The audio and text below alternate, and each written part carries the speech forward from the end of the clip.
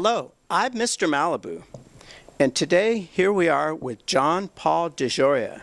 John Paul, can we run a couple of proposed solutions to some eco challenges by you and see what you think? Sure. The first one is in regards to oil. They never cleaned up the Exxon Valdez. The oil in the Gulf could never be cleaned up, even with $20 billion. They don't know how to clean it up. And then these oil spills in Santa Barbara, we saw all these dead dolphins all over the beach. Well, do you think that through the power of innovation, we could all join together in a social media campaign to influence these oil companies to do something about it? Yeah. I believe right now we're in a state of confusion. Confusion as to what's really going on. Very few people are aware that Exxon Valdez that happened almost 30 years ago, the oil and pollution from that is still sitting in that whole bay there. It's affecting the marine life. It's affecting the plants as well as the shell life. I mean, this goes all the way up to the food chain. As it starts leaking out into the ocean, other fish start eating these other things, and it gets into us again.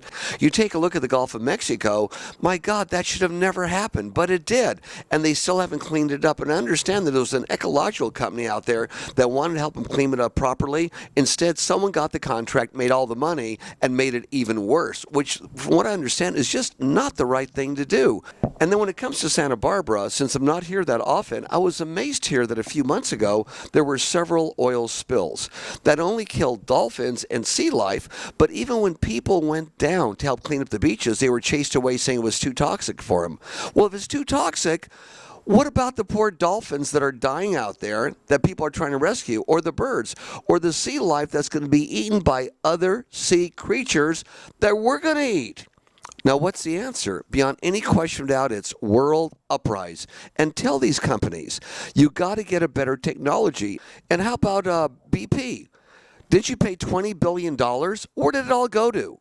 Did it go to maybe the wrong places? Oil and gas companies, you're great innovators. Why don't you all get together in public? Let's encourage them to go one step beyond. In other words, how do you really clean it up? Also, in regards to the Diablo nuclear plant, which is 190 miles north of Malibu, it's built on an earthquake fault line, and it's only designed to withstand a 7.5 earthquake. And if anything, an 8 or 9.0 earthquake, that thing could destroy the whole coast of California. And doesn't it strike you as being kind of maybe overly arrogant to build a nuclear plant on an earthquake fault line? But someone was able to pass a nuclear power plant that is only good to 7.5 earthquake when we've had greater earthquakes than that in California over the last several decades. I am amazed. But the good news might be, I recently spoke with a Nobel Prize winning fellow, and he's from Japan, and I think with some of the research and stuff he's come up with, they're going to close more than 15 nuclear power plants in the United States and more than that in Japan, so there's some hope. What about the possibility of encouraging them to unite in the same way that we want the oil companies to unite, to unleash innovation that we've never seen, to find new, cleaner sources of electricity?